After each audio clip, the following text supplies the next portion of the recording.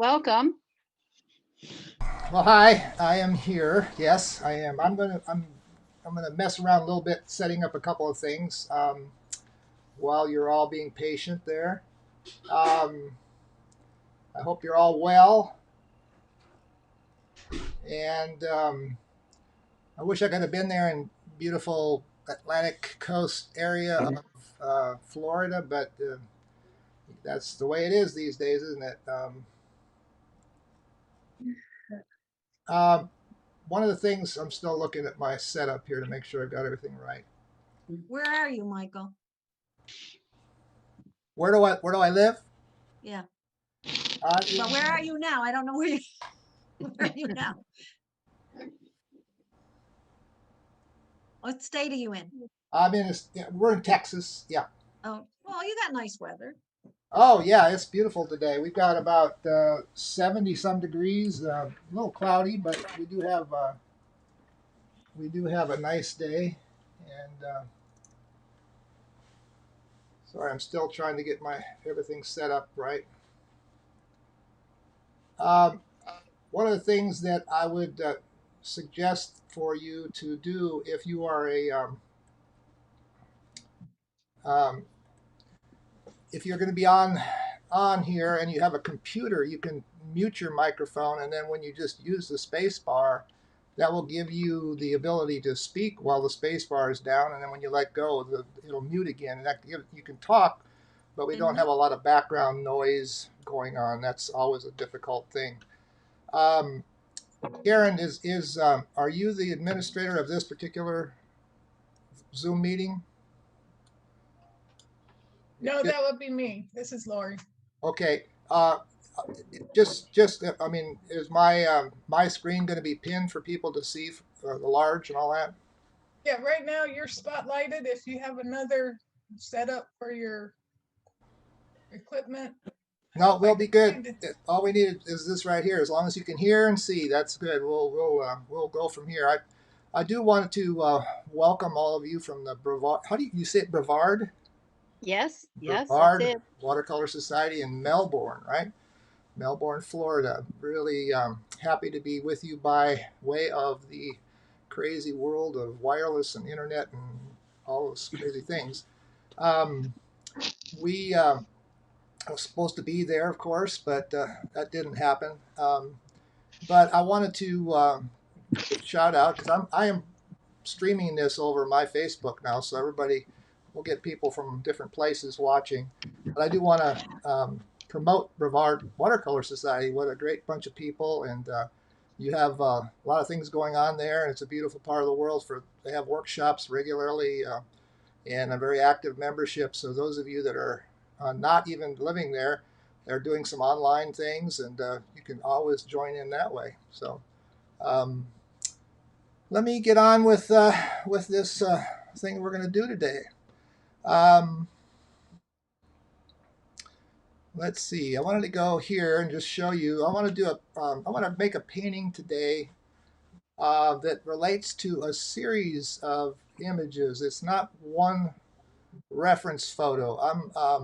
Sometimes you just don't have everything you need in one photo to make it what you want. So sometimes you have to kind of build from some things that you might have available. So that first one was an interesting one. This one here, I love the atmosphere. Love these chairs and all that. It's kind of a fun thing. This was in the mountains near Boone, North Carolina. I was up there teaching for Cheap Joe at Cheap Joe's workshops, and I always give a good plug for Cheap Joe. He's a great guy, and they have a great place, good materials. And we spent some time up there wandering around the mountains on a kind of a hazy morning. And I love the way the fog and the atmosphere creates that aerial perspective.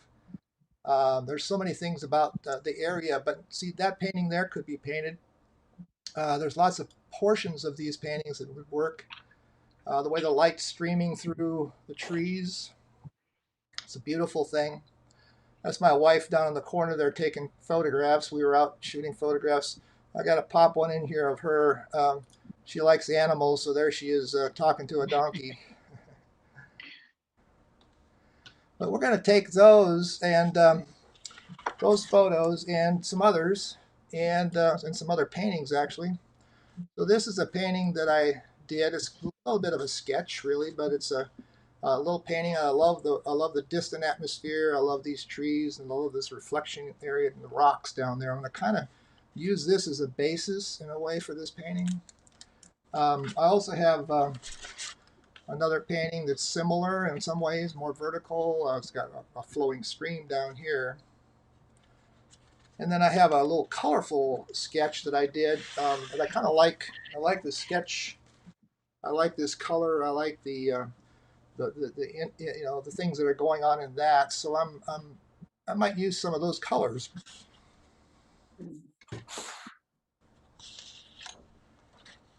This sketch at the top, I started doing a little sketch and I kind of worked my way down to this one here.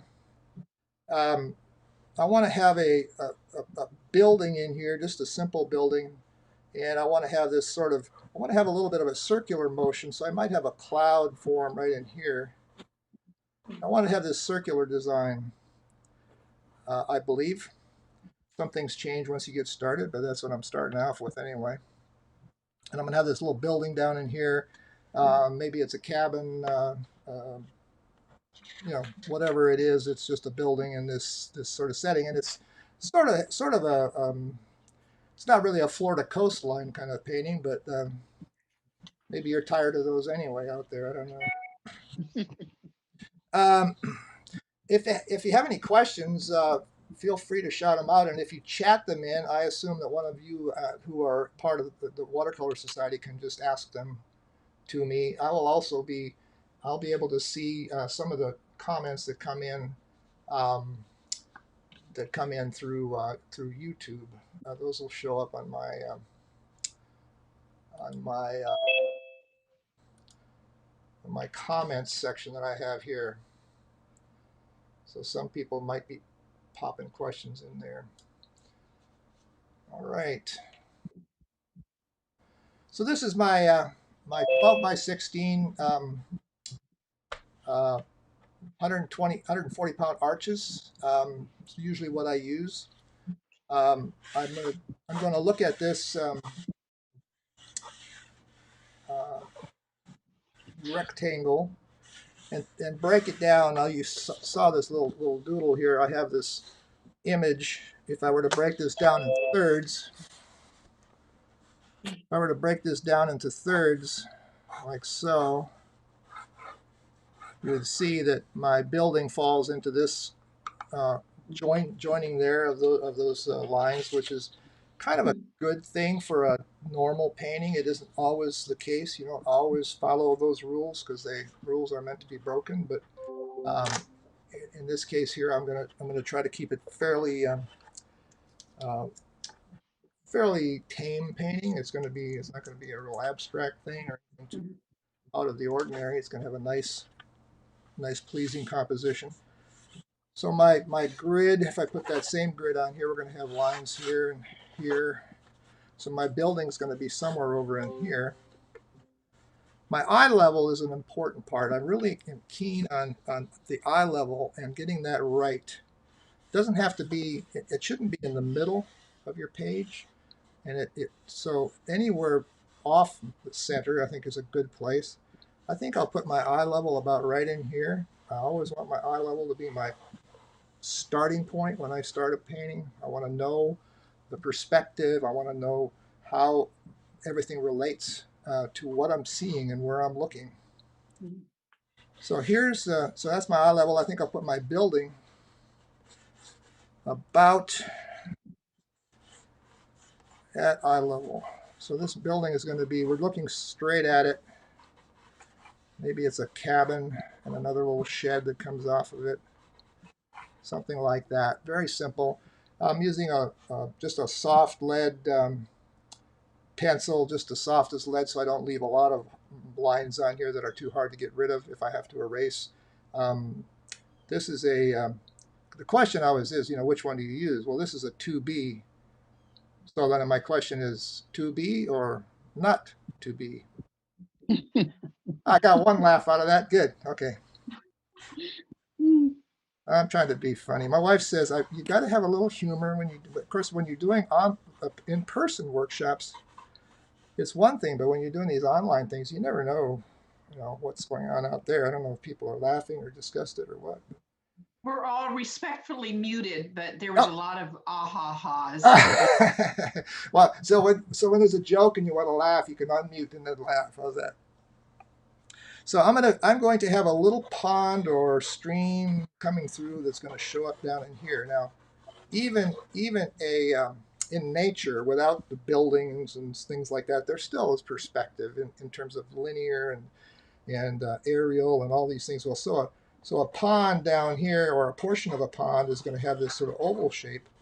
And if there were others, as they got closer up to the horizon line, they'd get narrower and narrower. That would be the way you'd make a stream flow, for instance.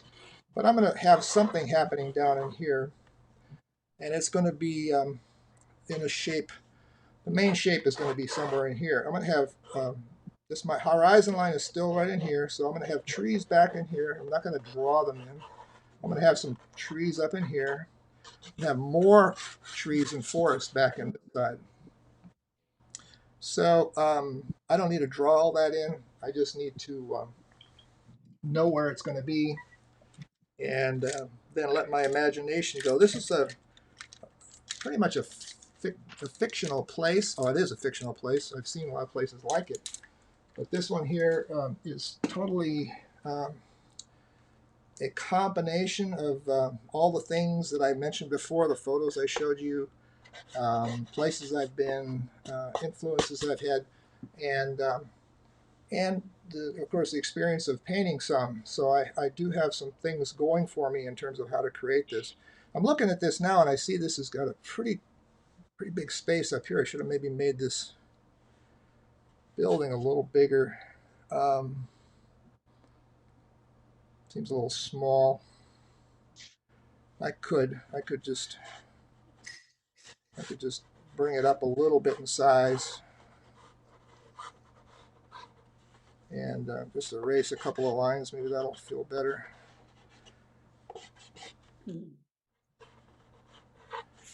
Yeah, well, I think that works better. This building is, it could be a little barn, it could be a little shed, or a cabin. If I put some cattle around it, it would be a barn. If I put some people hiking, it would be a cabin in the mountains, maybe. So anyway, whatever it is, we'll have to make a story as we go here. I like to have a story for my paintings. I like them to have some logic, and so that sometimes is the way to approach it, So on with the painting part. Let me do a little show you a couple things here about materials, maybe. So my materials are oftentimes going to be, most of the time I use 140-pound cold press arches, sometimes the rough, sometimes Saunders, Waterford, and rarely do I use Fabriano, but it's good paper. I would tell any student that if you're going to chintz and go cheap on some part of your materials, don't do it on paper. Paper is the thing that makes the painting really work. It's about, the watercolor paints themselves have different amounts of pigment in them depending on the quality, but there's still pigment there. The brushes, you can use anything. I'll show you some. I use everything from my fingers and fingernails to scrapers and palette knives and toothbrushes, whatever it takes to get marks down. Doesn't matter. So you just you make sure that you've got tools that'll work. As far as tools that are brand names, there's Mops and Rounds and some others that I have there that I use. I use some Princeton brushes. I love the Princeton Velvet Touch Long Round. The Scotta Perlas are really good for what I do, and I have some mops and some Hake brushes that I like a lot. My colors palette is somewhat like most palettes. I'd say there's nothing too unusual in it. On the bottom there, you'll see a group of more opaque colors, I do use some titanium white, and or you could whitewash. I use some most of these are Holbein colors. The Juan Brilliant is kind of a yellowish tone. Both of those are. Lavender is a little bit more of a um, um, sky blue, light blue, but it's opaque, so it's kind of nice to have that in your arsenal if you need it. So those are my tools, my paints and tools. Um, let me see. I do have some online workshops that I have created that I wanted to mention. If you're interested, those are on my website. Those are edited versions of my online workshops, but they're available streaming anytime. I gotta set up one more thing here. Okay, here we go. With this technology, there's just too many things. All right, I'll come back here. So there you can see my palette on the side there. That is a Holbein metal palette with, I'll pick it up here. It's got a thumb hole here for if you're doing plein air, you like to hold your palette. It's an enamel, metal and enamel, so it takes the paint real well. Sometimes plastic, until you get it broken in, doesn't. It kind of beads up kind of funny. But I like this little palette. It's small enough to travel. It folds in half. It doesn't seal, so the paints can go all over. So I have to, when I travel, I have to put it in the plastic bag or something. I use a variety of these paints, mostly Daniel Smith right now, some M. Graham, some Winsor Newton, and I can talk about those more as we go along if you have questions about them. But anyway, there's my palette. Put that in front of that camera a little bit so you can see it. All right, I guess we should paint. I just wanted you to know I'm home. There was no one at the pool.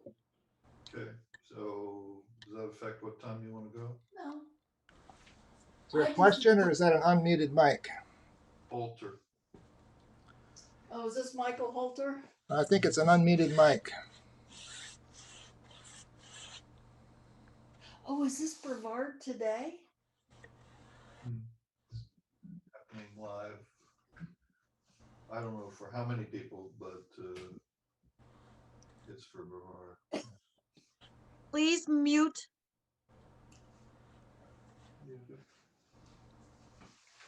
So I'm going to, actually, I was painting around that building, but I decided there's different approaches every time I approach a painting, and I sometimes have to, I change my mind sometimes about how to approach it. A lot of times, a good way to start is just to get the whole thing wet. This paper is taped down; it's not stretched. Do a nice wet into wet to start with. That's always a good way, in my mind, to approach the overall feel and color and tone.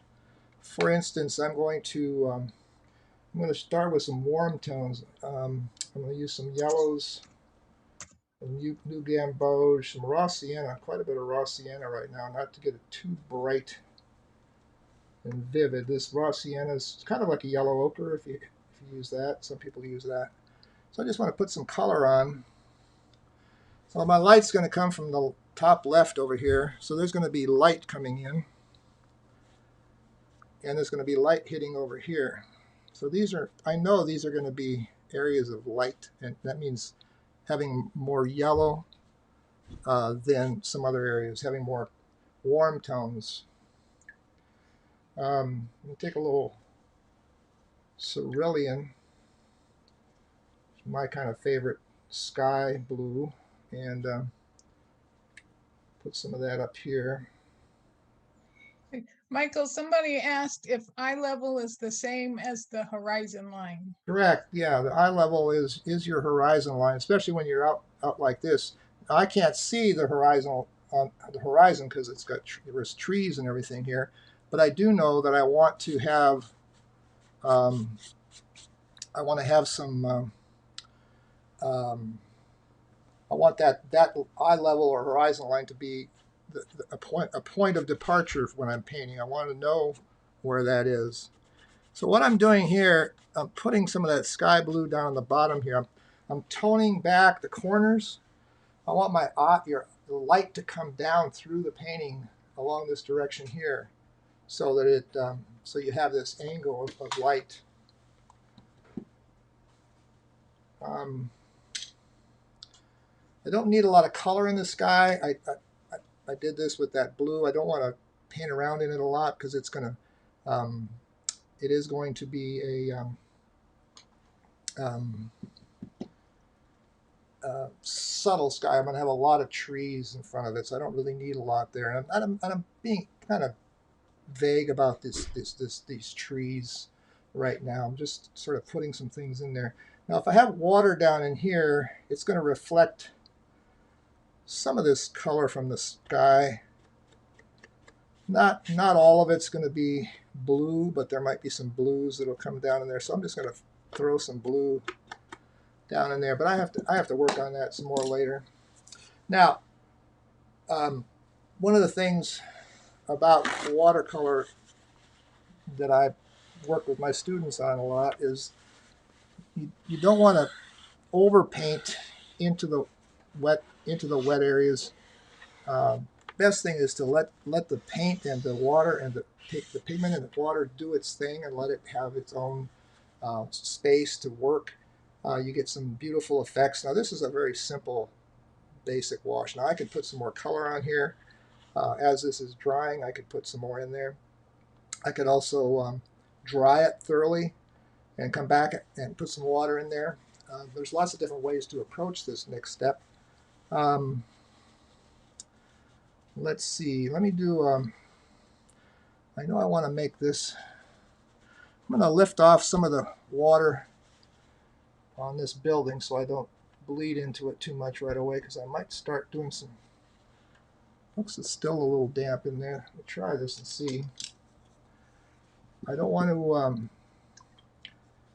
I want to put some distant trees in there. I hope it's not too dry yet. Now, things dry out. I can always take a spray mister and add a little bit of spray, and that'll keep it moist. Keep it from drying out too much. So here I'm taking a little bit of ultramarine blue, a little bit of burnt sienna. Don't want to make it very. Let some of that raw sienna go in here to kind of green it a little bit. I don't want to make it very green, but I want to see what I can get right in here. Now this is my background trees back in here. I'm just going to throw these in. They're going to be distant trees. And I'm using a hake brush.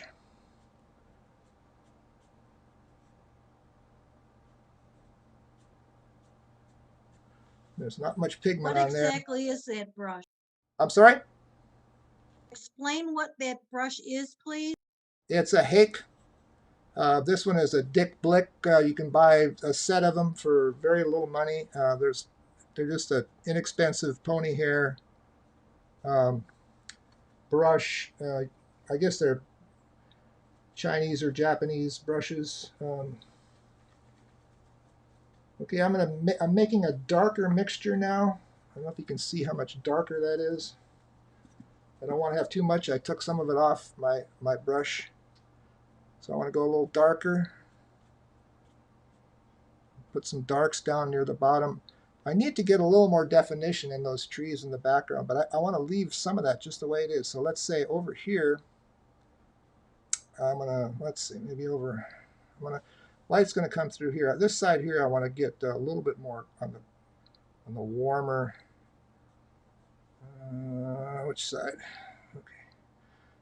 I know I need some definition on these trees. These are a pine tree. Now it's a little drier up here, so it's going to hold this form a little better. don't know if you can see it, this other camera angle, that still doesn't show it. It's a little bit of shine to it, but not much.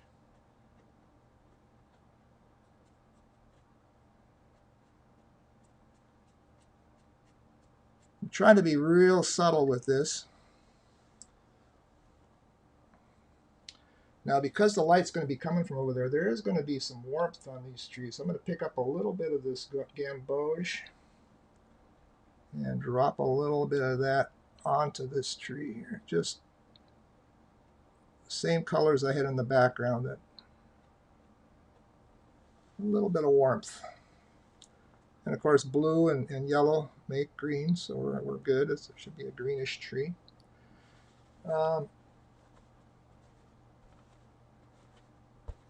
Okay. This needs to be darker down at the bottom. In the forest, in the woods, it's always darker, less light as you go down into the areas away from the sun, away from where the light is hitting. I still have some of that yellow on there, so it's coming out a little green, which is okay. I think I need a little more burnt sienna, kind of tone that back a little bit, gray it a little more. And so what you can always do, see, is as this is drying, you can work back into it. You don't want to push your paint around. You want to keep going in with more pigment. If you go in with more water, it'll disperse and it'll give you some weird blossoms. So let's say down in here, I decide I want a little darker tree. Let's make it's coming a little bit more into the foreground here. And of course, it's still pretty wet, so I'll have to add more to it as it gets a little drier. Now, I want that color, I want this color to be warm. I'm going to put some warms in here. By that I mean orangey warm. I want some unusual kind of color. I want burnt sienna and orange. I'm going to put some of that in here. So the sun is hitting this side over here. I get a little more moisture.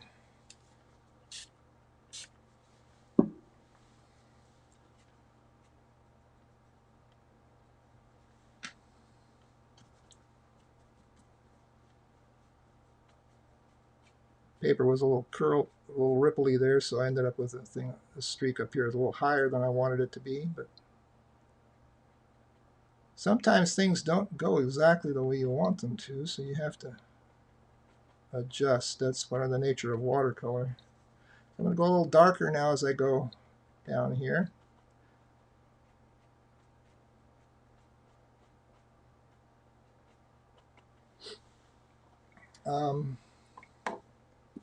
Put a little more actual yellow in there. This is my cad yellow.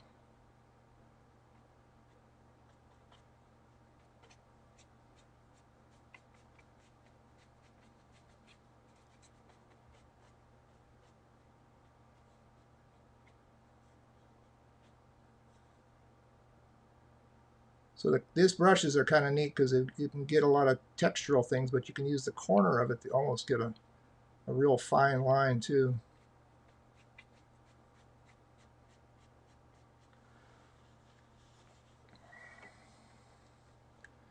So let's put let's see. It's kind of fun. Put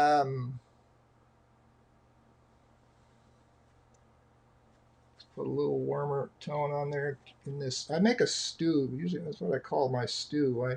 I start with some colors that I need in the beginning, and as I start working on it, it turns into a different tone, and I change the tone, I change the value, change the color, the intensity, and it becomes a what I call a stew. And that stew is what I work with throughout the painting, really. So I'm kind of happy with some of those colors I've got there. I've got And what I was really trying to achieve in this portion right here was that back in here, there's the distant area, very light, subtle, cool colors, cool recedes, warm colors come forward. So I've got cool, distant, and it gets a little bit darker, so darker then comes forward, and then it gets darker and warmer. It'll be both darker and warmer, so that'll come even further forward. So I end up with those 3 layers of depth right there, and I still haven't gotten to my darks yet, my real darks. So this is quite wet. If you can see it there. See, that's pretty wet down in there. After I put those colors in there, that with a fairly wet brush, and it's drying from the top down. I have a slight angle on my board.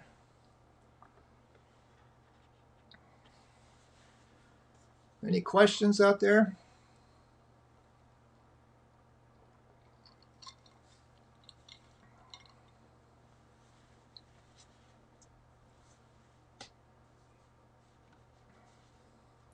Pretty quiet group. If you have any, if you're watching on YouTube, pop a question in there in the chat, just saying hi or something, because I think I'll see that, and I just want to make sure that that's working properly.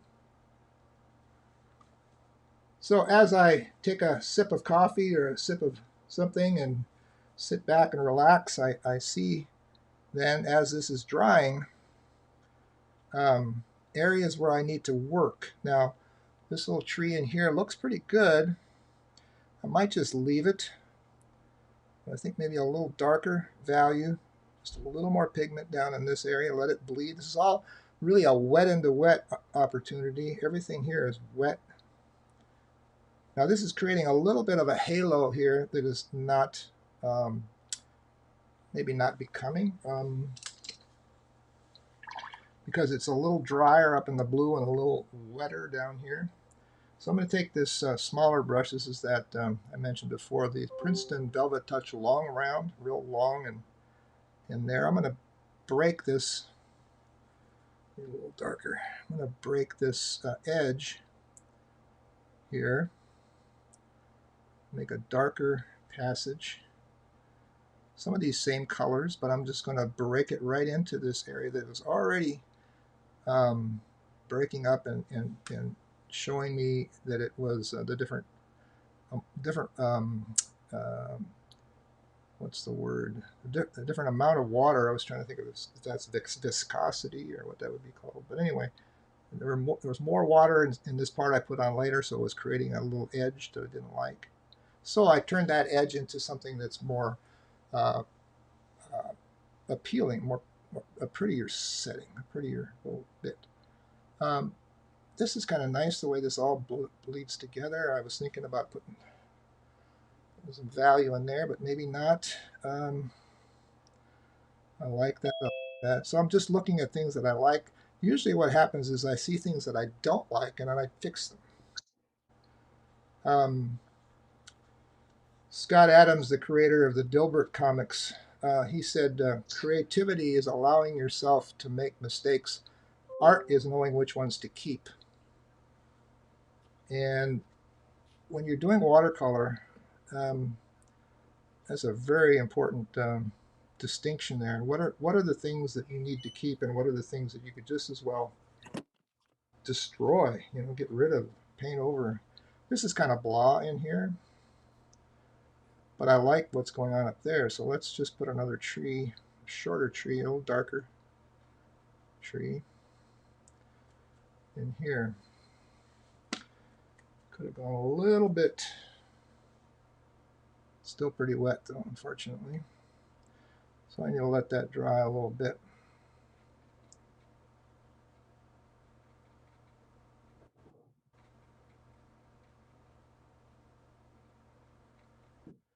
Now, this kind of painting, this kind of subtle thing is useful for, obviously for this kind of a subject, but you can use the same kind of thing, or if you're doing florals or whatever it is you're doing, you can have some of the same, use some of the same kinds of techniques and approaches. So I'm going to look at this. I'm going to have this building here. It's going to give off a shadow off here. Just want to sort of establish this ravine here. And some of these other shadows then are going to also come off because there's trees here.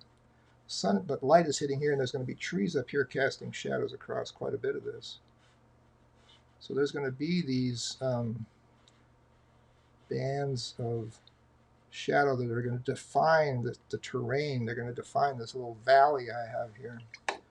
And you're also going to have to lose some of these edges because you don't want all your edges to be hard-edged and found. You want some lost edges. That's one of the things about painting that makes paintings more interesting than a photograph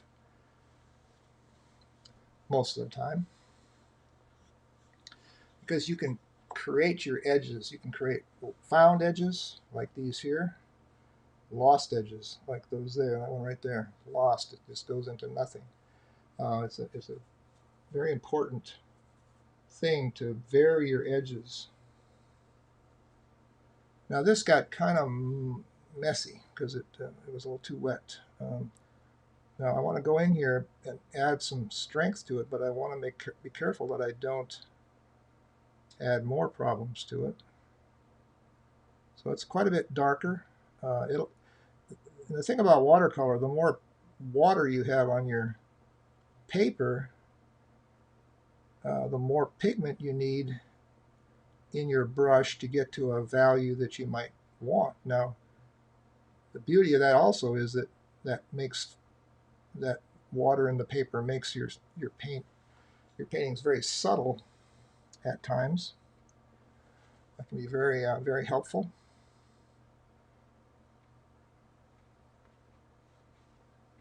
Now I don't want to overdo this big dark tree here. I'm going to,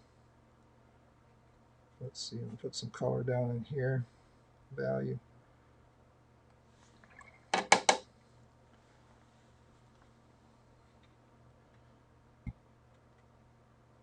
I don't want a lot of detail in there.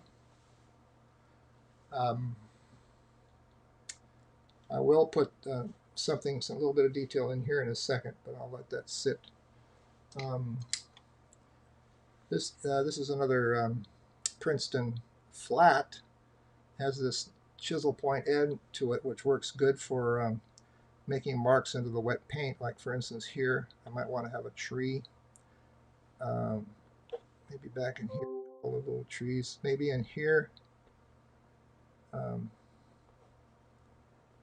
couple of tree things, and I'm going to have some over here, especially right here. I'll try it now. It might be a little too wet. We'll see.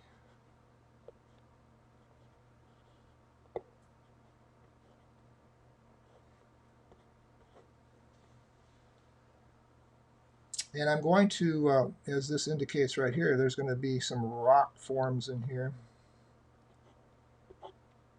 Easy way to make rocks is to use the flat edge of something. A flat edge of a credit card works really well.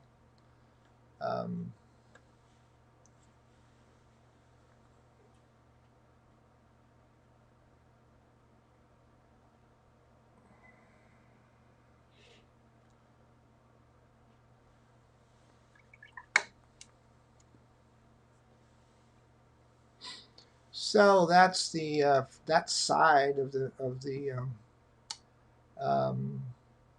this background. Now I need to do this side of this background, and then I got to work my way down into the bottom. Now I want to try to keep it within the time limit you have for me, and also the make sure I don't get too carried away with all kinds of details. This is fairly broad painting. Yeah, we're doing good on time. We have another hour or so. Yeah. Hour and a half. Questions from out there? No, Vicky said, I'm enjoying seeing the technique and how everything is coming together. So we're happy. Well, happy is good. We're on a Saturday, we ought to be happy, right? Shouldn't be There's some branches coming off of this tree sideways. Give it a little more attention to that tree. Maybe make that a little broader down there. One thing about if you're out in the woods and the forest, the trees do have a lot of different coloring to them if you look for it, depending on how the light hits and how the, if they're dry or if they're very wet. Okay, now this side over here is going to be another challenge. I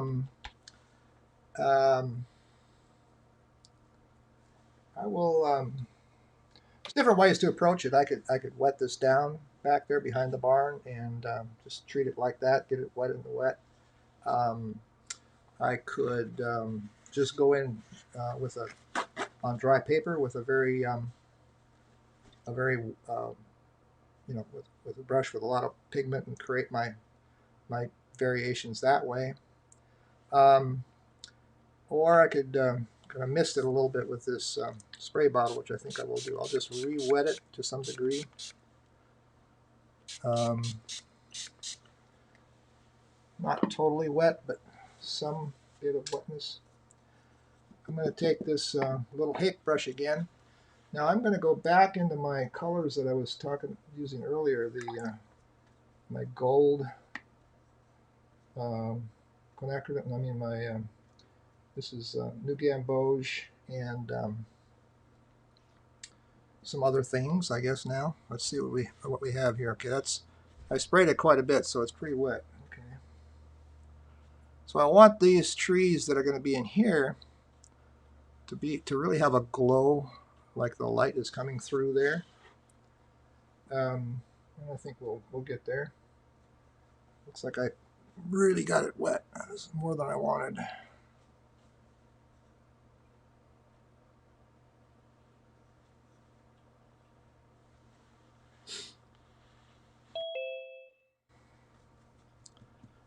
All right, let's switch to some burnt sienna. Put some of that in here. Some of these we're going to have a variety of textures and colors in this portion over here where the yellow is the sun is hitting, and we're going to show that as the sun coming through those trees. And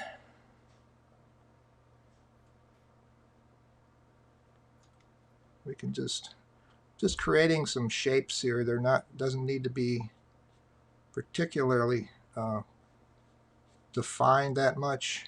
I want it to be up fairly high onto this side, so I'm bringing this up a little bit more.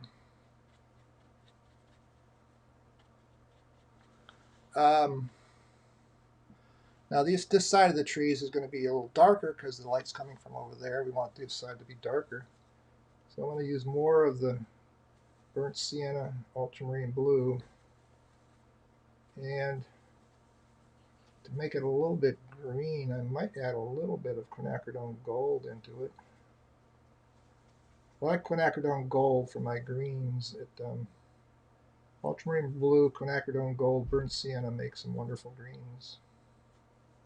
They're deep and they're not overly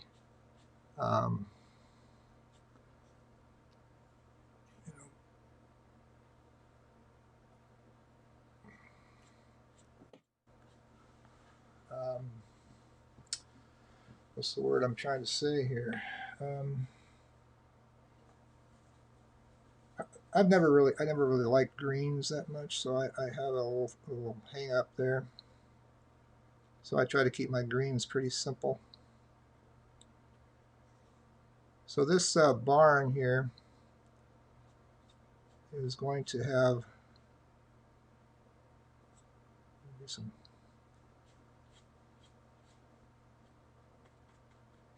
some of these pine tree shapes. Now these can be darker and stronger because they are going to be into the foreground from what's over there, and these are softer over here. I'm assuming that those will feel a little more distant, and we'll just We're just creating some stuff here. Tall trees. Yeah,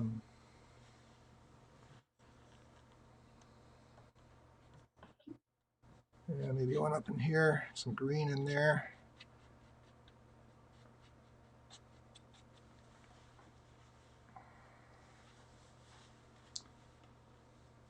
I'm going to go a little cooler again. I'm getting this, clean this brush out a little. This ultramarine blue and some of that stew. And I'm going to go in here because of this. I want to be a little bit another step up from that background there, but not. I don't want to have to go. Just want to keep a little bit of distance from the background stuff to these foreground trees here. We'll just give them a little bit of gradation from all that green to this blue.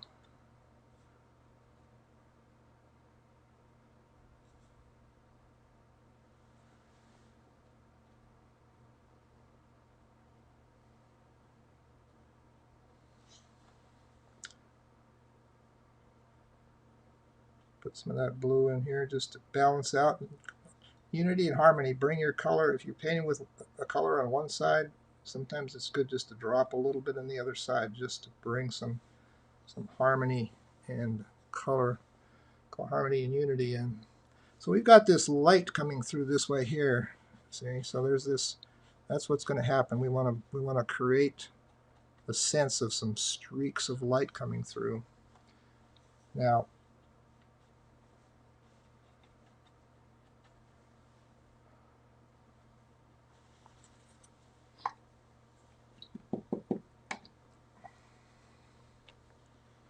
take just a damp brush,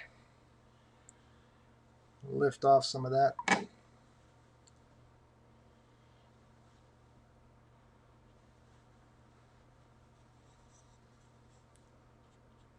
Now I'm going to go back over the top. We don't want to have those, just glaring like that. Like that's they're sort of a spaceship landing or something, but we want to have them kind of filtering through in and out of the trees. We want that kind of feel.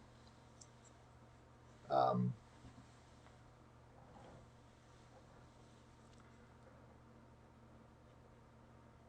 now I'm going to have to get a little darker down in the bottom here.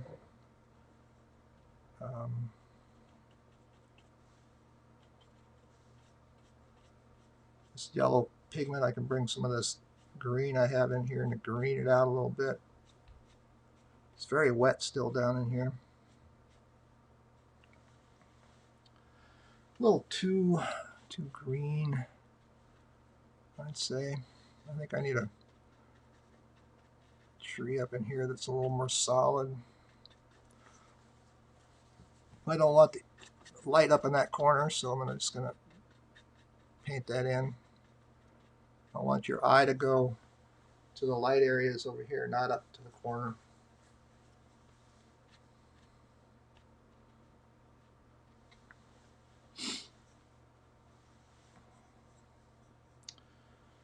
Okay, so I need to keep working on this this other passage on this side, filling in some of these gaps, creating these trees that are a little bit more solid. I see that some of these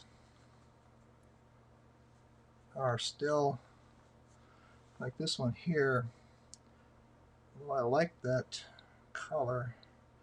Maybe it's this one here that needs to be darker. One of these needs to be a little stronger, so I'm going with this smaller brush. Putting some layers, one on top of another. But remember, when you can come back, like making these streaks in here was creating something lighter in that watercolor. Watercolor, you gotta pretty much you're planning on going from light to dark most of the time. So there's a chance where you can go the other way, or there's a couple different ways to do that.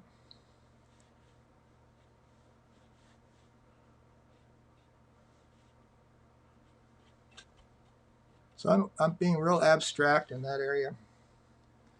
I'll take some quinacridone gold. I love quinacridone gold to make my greens. I'm going to just splatter some of that in here. This whole area here can have some color, have some variety. I'm going to take some quinacridone burnt orange, drop that in with some splatters. This whole section is a section of light filtering through, lots of variation in color and the way the light breaks through the trees. Lots of things happening. Now, I can overwork this and turn this into a mud puddle. But the more you let the paint and the water do its own thing without you brushing it around, the more it'll work. And sometimes, it's a point where you need to, I'm not saying this is the case here, but if this was a real disaster, you can always just add some water, spray on it, and let it do its thing. Re-wet it that way and let it drip, let it run, let it become a different portion than what you had before by adding that water, but letting it do its own thing, not you pushing it around and trying to recover it. So that really lightened it up, gave it some air. And it's wet now. I can go back in here and I can add some more things. Okay, I'm going to go, well, this is still pretty wet. I'm going to go down across here to this, get the barn a little bit more. I think I'm going to make a little fence thing here.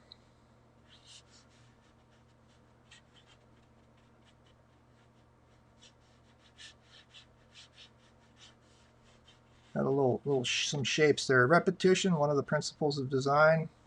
You can put some repetition in. I've got repetition here, put repetition in there. Anytime you can throw some repetition into your painting, you do utilize the principles of design that can make your painting much more interesting.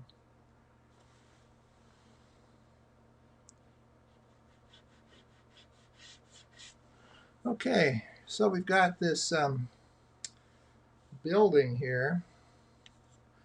I didn't really paint the value of that building to be a particular value in terms of being, right now it could be a snow-covered roof, and I could do it that way. I didn't really do anything on it to create the illusion of a particular color. I'm going to pick up some blues because blue is your main cool shadow area. I'm going to put some, like off the side of this this one roof, there's going to be a shadow. And we're going to put that in. And there's going to be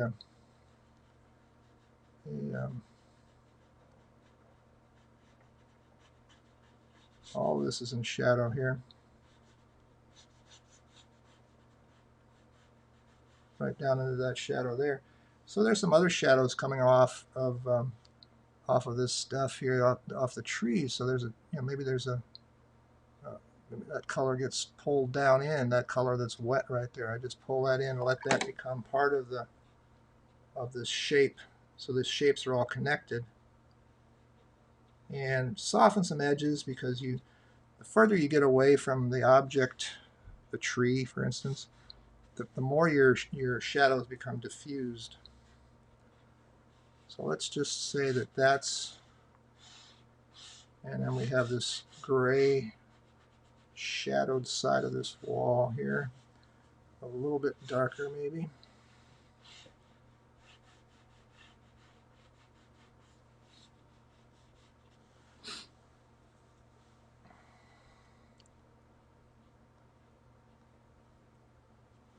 Let's pull a little bit of something across there. And the wonderful thing about shadows is you have lots of things happening in shadow. Now this ground down here is going to be picking up some warmth from the from the ground, so there's going to be a warm glow bouncing light up into the under the eave of this building.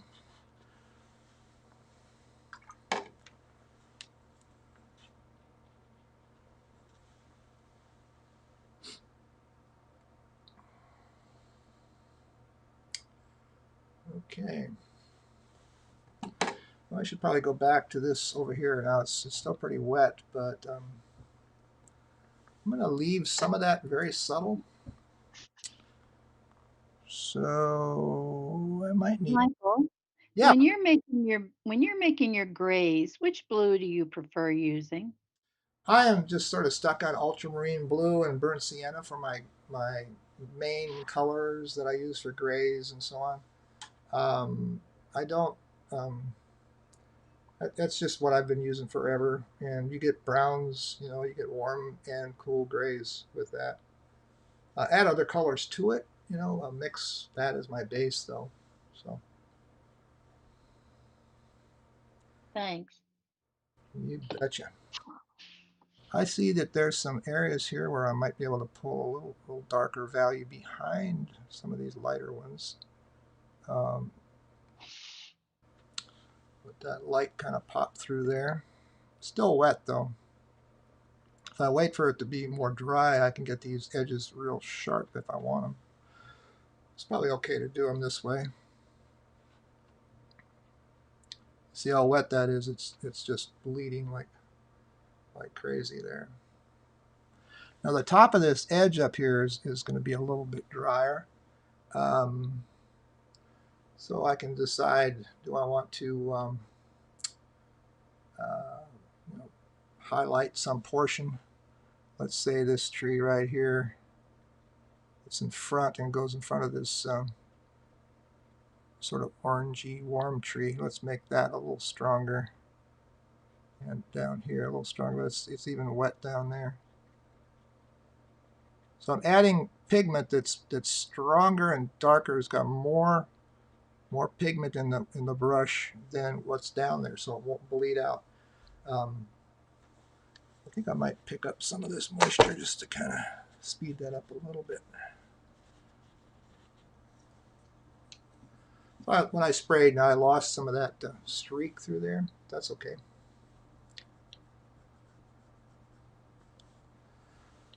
So I'll come back to that. I think what I need to do is do something broad down here in the bottom that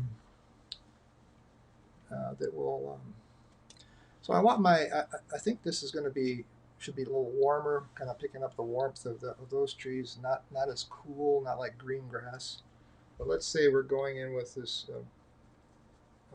some of this raw sienna. Just mix it right into the stuff I have here on my palette. And we're just going to, so the light is coming through, and we're going to have, so we're certainly going to have some warmer areas over here where the raw sienna is going to hit and make those areas, they're going to stay warm. And we're going to have a few areas probably where it's going to come through here. Let's say this is fairly sunlit right in through here. So I'm making this up, This is out of my head, so I can't really tell you exactly.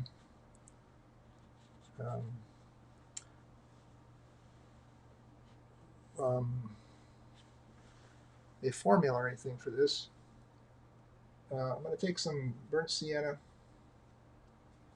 So a little bit more rusty color, and drop some of that into here. Make that a little bit more varied. So those colors are, so this becomes a little, almost a wet into wet again. You're dropping color into the existing color. And this little pond down here, I'm going to keep that, keep my little edges of that sort of horizontal. And, okay.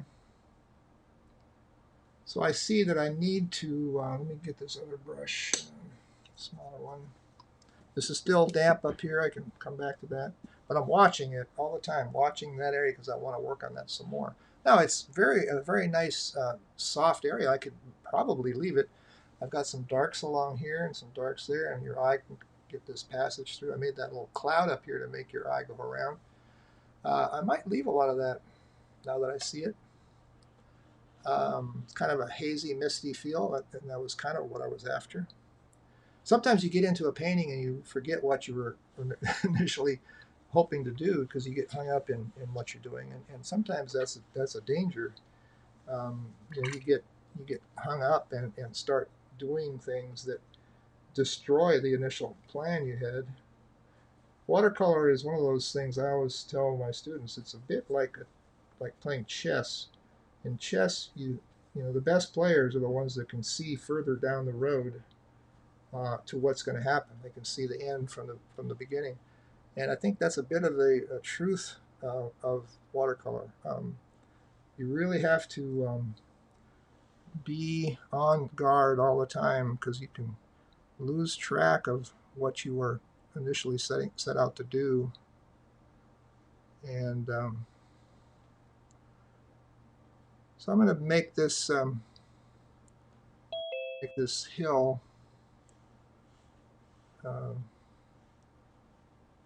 more of a shadow across here, I think, and let some of that. Now this is just a gray, again, burnt sienna, ultramarine blue. Here's the edge of this pond. That can be a little darker. Here's some.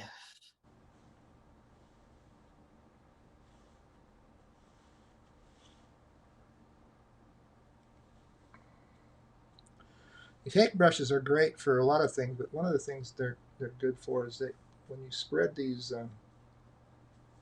hairs out, these fibers out, you can create really nice grasses, and like the edge of this pond here, or over here, this, and you know you can create positive and negative shapes with that brush.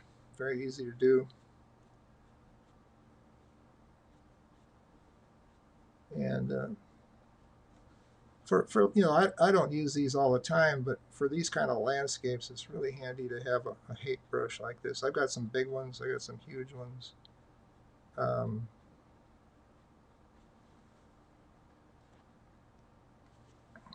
dig a little bit down in here to just break up this big area. It's wet down in there, so it just kind of bleeds. This area up in there, I'm more I'm looking at that, the more I like it. Now my scraping tool, it should be a point here where we can get some scrapes into some of this. So the light is coming through, you know, coming through the wood, the forest here, and it's going to hit certain areas and make some areas just stand out as the light hits a tree trunk or something. I can do too much of this and kind of destroy the flat, simple area that I had here. I might want to go back down in there and darken down in that area. That's probably what I will do.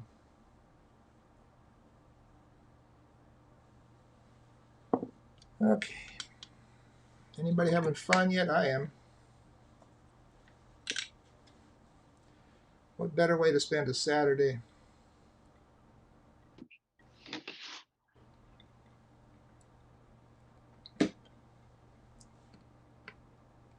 Somebody on my Facebook feed says watching from Versailles, Kentucky. Um, let's see. Let's see my chats for my YouTube. Where is it here? I don't see any chats there. Why not? So I should have some chats. Oh, there's a couple. So, oh yeah, there it is right there. So I can put these up on the screen, see? Watching from Versailles, Kentucky. Somebody else, hi from Minnesota. So you didn't know in Florida you had all these fans, did you? See? And by the way, this is a demo for the Brevard Watercolor Society in Melbourne, Florida. So you can see that up on the right side. There is a website link there, or URL. I am doing a workshop on the next 3 days. There's a little plug for you all at the Brevard Watercolor Society. If you are interested in a workshop and signing up like today for tomorrow, starting tomorrow early, there's still room, and it's it's faces and places. We'll do mostly places. We're going to do a couple of face things. We're going to mix it up a little bit. We're going to do a lot in 3 days. So, you're welcome to check that out. And these folks in Melbourne are great. They've been doing a great job of getting all this going and keeping us going even in the COVID days. So we're happy with all that.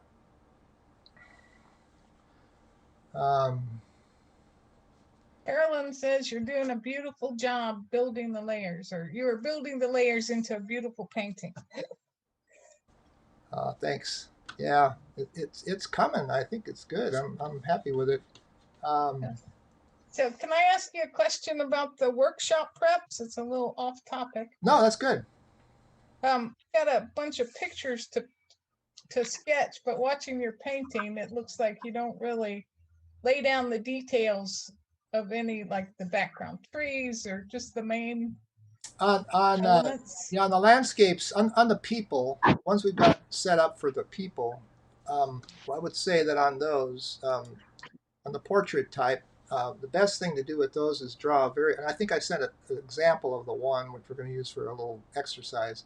Just Yes. Just where the eyes are, where the nose features are, where the shadows fall, a few lines that indicate that, and try to get them accurate. If you want to trace them or project them, that's good to get the face right. That's the main part. The rest of the stuff we're going to be fairly abstract with. On the landscapes, I usually try to put in like one of them was the boats, or there are two with boats. So the boat shapes, any boats, buildings, where you want people placed, maybe.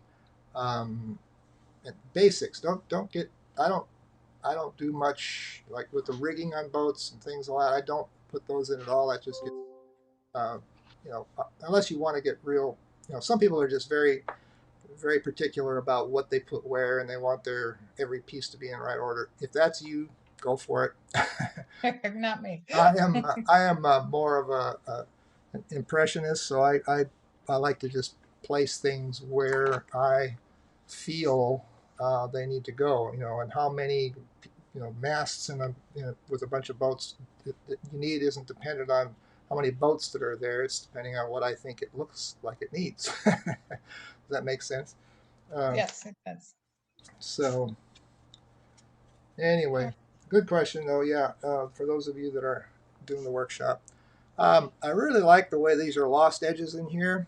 However, I just have this insatiable desire to do something there, and see, that's where I should probably not do something.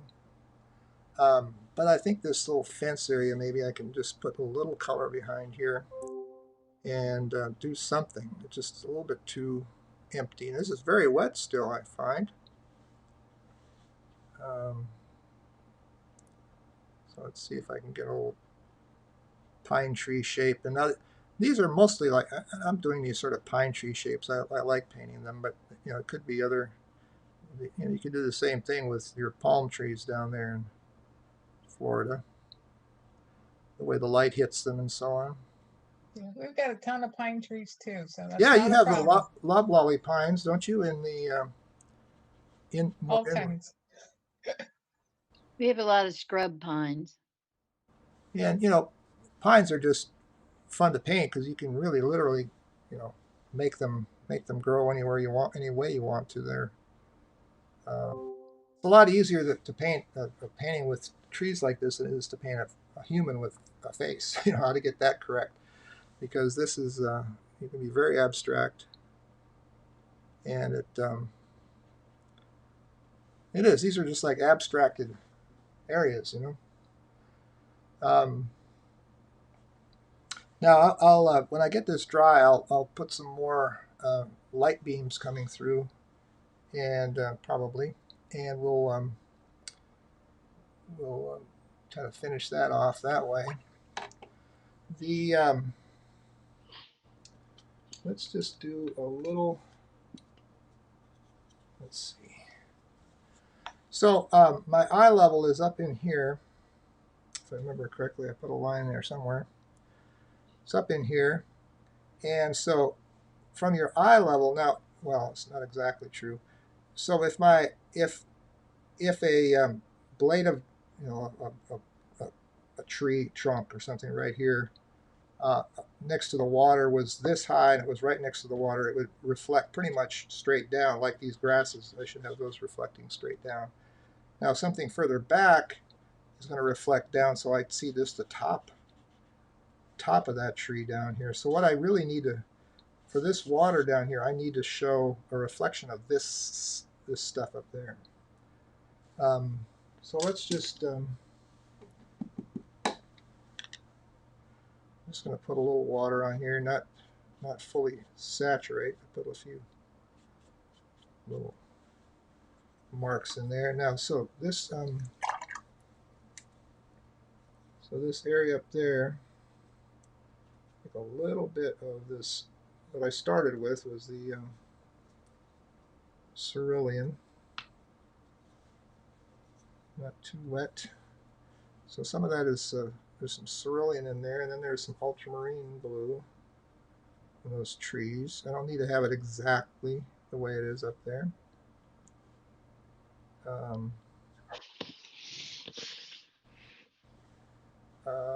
but I just want to look at it and say, okay, well, it might. And then I have these warmer tones, which are going to fall somewhere over in here. Doesn't have to be, again, exact. I'm just dropping in some warm colors, letting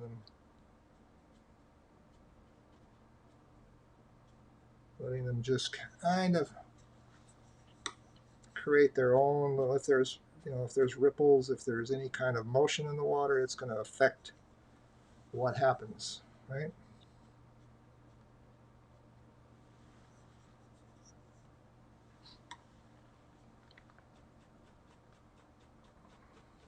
I'm just going to a little dry brush to leave a little flecks of light on there. All you really want to do though is just change the color of this so it's different than what you have in the back here. Now, if I was going for hyper realism, I'd probably want to have this darker in general because it will be darker, and if you can see into it, it's going to pick up the color of the mud or whatever it is in the bottom. So that would become more prevalent.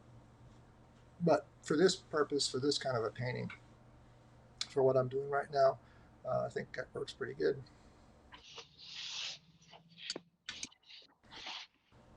Okay. It's beautiful. Nancy says, I really like the added balance this little dark tree on the left provides. The little dark tree on the left, yeah, that kind of needed to be there, didn't it? I'm going to pick out that limb or that tree trunk in there a little bit with the scrape.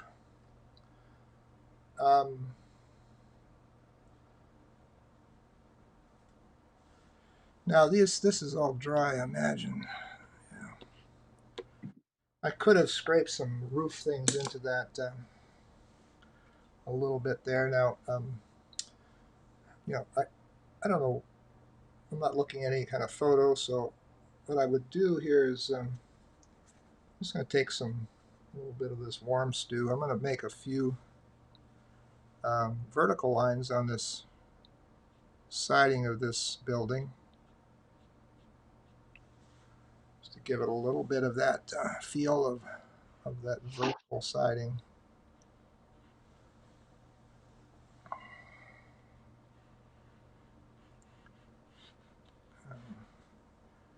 And one of the things about the way I do, and I've done a lot of architectural stuff. I actually started off college thinking I was going to be an architect, and so I have a love for the architectural stuff. But what I do, I never paint.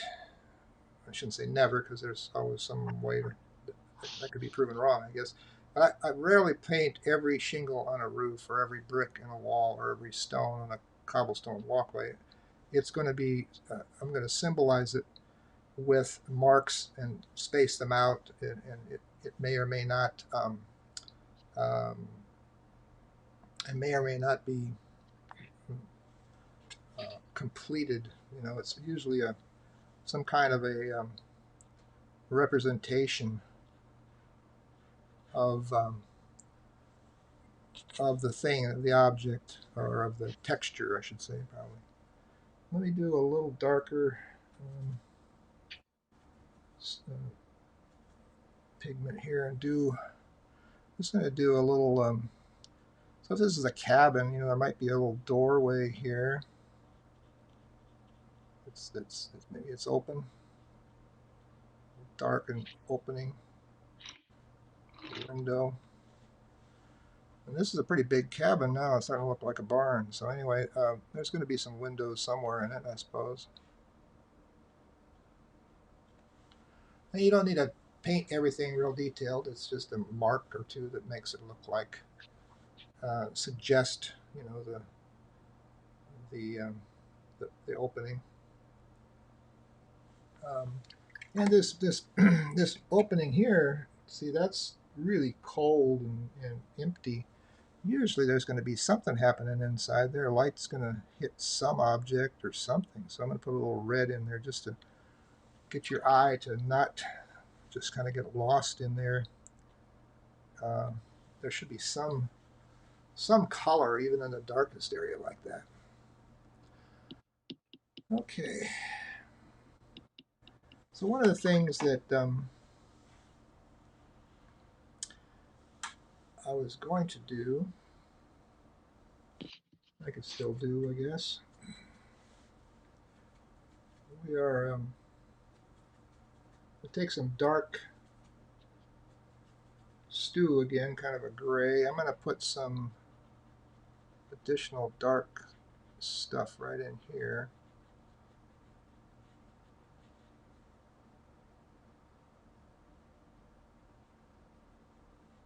On this edge of the pond. And I'm going to take, in this case, I'm going to pull out a little credit card, and I'm going to make these this into some rocks. Now the sun is coming from up here, so if the sun is hitting there, it's going to pull, the shadows are going to be on the right side, so it's easy to just bring that pigment that you just put down. It's still pretty wet, and but it's not super saturated either.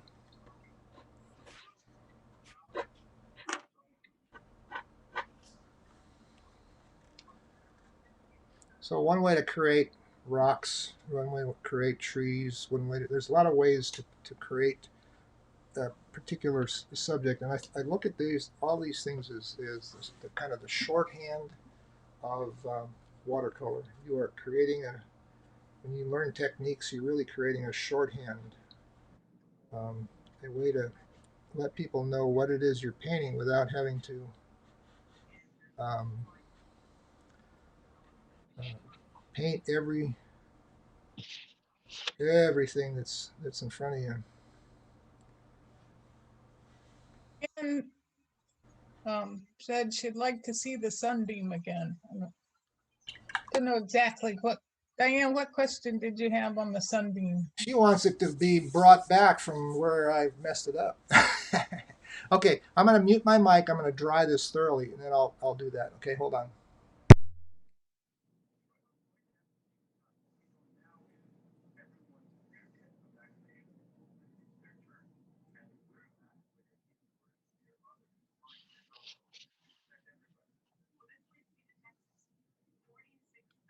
So I'll just use this time. This is Karen to remind everybody that if you want to join, just go to the website and it tells you there how to do it, and where to send the money and register, and I will send you all the materials. I'll be monitoring my emails all evening after rest of the afternoon, so I can get them to you as soon as possible. But also, I want to remind you about Leanne's son. If you want to take his workshop, it's online now, same price as it was, but you've only got like 3 weeks or so to sign up for it. Okay, I'm back. So there's several things that I want to touch on here, since we have a little time left, right? So wherever we have a dark pigment, I lift it by scraping with the tools to get back to light. But you can also just lift with your brush, and you need to have an area where there's quite a bit of pigment, like up in here. I could very easily just wet this down and then just wipe it off with a paper towel, and there I have my tree trunk back again, because it's a pretty dark pigment that was laying on top. It's not a staining pigment. It's a more of a granular one. Now this area right in here, not sure how this is going to work, if it'll come off. Not much. See, it's not dark enough there to really make it pop, but it shows a little bit. But if you want to show light coming through, so you can also then take and I can go back to this beam that I had here, make it work a little bit better.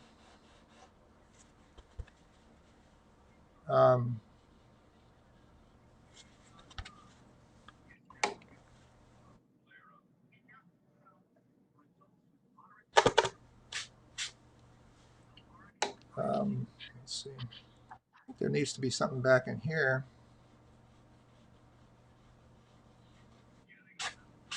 That didn't work too good because it wasn't very dark. Now another method to do that, of course, is to take and mask off an area, a strip, and use a magic eraser. You all know what that is, right? Let's see, do I have one here? Yeah. The magic eraser will lift and remove the pigment. And you'll also, that probably hurt your ears there. It will also, so if I take and put some on two sides of where I want my beam to go. Say I want one in here, a narrower one maybe. And I get it wet, clean water preferably. And just use the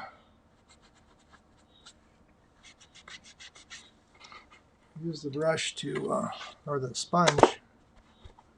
You'll see. So that can also be a way to add some of that light beam stuff.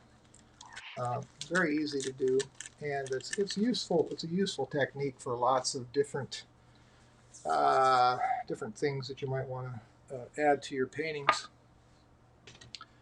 Now, I would, as soon as this is dry, I would want to put something in here, a tree in front of it to break it a little bit. But so you have that light beam thing. You have these coming down.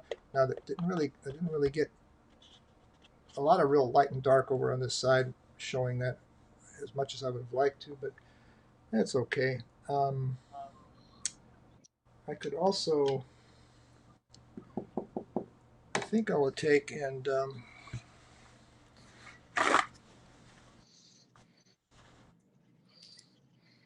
let's see. I think I need to just lift some of this and kind of create a little bit of a fogginess by lifting a little bit of this. And that will help, I think, to give me a feel of this being a little bit lost back in here.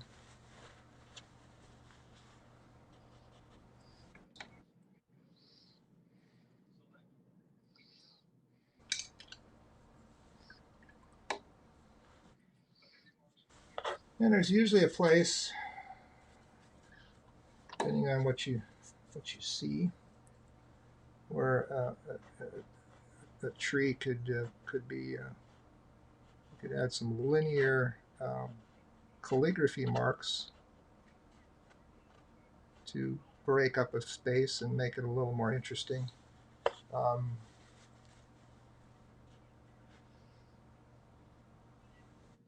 And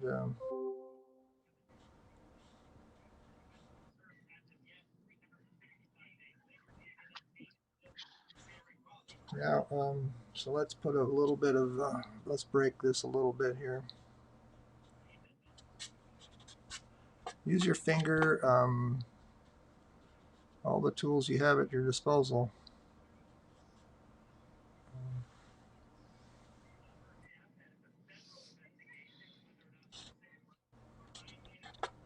This is a forest. There's all kinds of things happening in there. You know, light bouncing through. But I don't want to get too detailed over there either. I kind of like this subtleness of it. You know, you get to a point and you realize if I do much more, I'll probably just distract from the things that I like about it.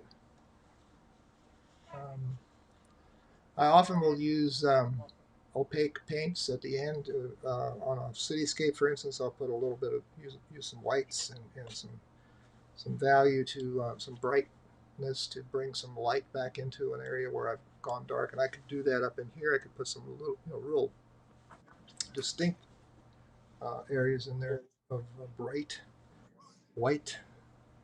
And there's usually a spot or two where I've splattered paint and messed up, so that's a good place to put a bird. There's always birds, aren't there? And just kind of break up the space a little bit. So I think I feel like I've gotten it where I want it to be. My last step, I've got 2 DVDs that are out from Creative Catalyst that are called 7 Steps to Watercolor Landscapes and 7 Steps to Watercolor Portraits. Those are both available from Creative Catalyst. My 7th step is a real tricky one. It is this signature. Sign it and take ownership of it. And it's yours. You did it on this day. It was your painting, and you might as well be proud of what you got done, even if it didn't turn out the way you wanted it to. I don't think a watercolor ever turns out exactly the same way as you intended it to. It's just the way it works. But That's beautiful. I think that's about where I'm going to leave it today. Let me take the tape off, and we can look at it.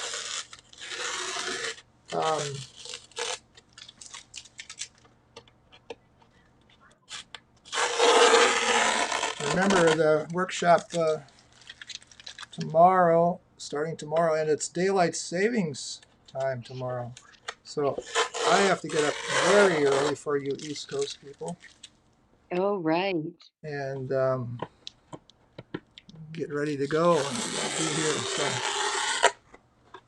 Michael, do you ever have to let a painting sit because you just don't like it and then come back to it later and you like it? Oh yeah, yes, absolutely. Sometimes, yeah, sometimes you get just too close to it. And there's things I would come back and fix. or change. That's very cool. Uh-huh.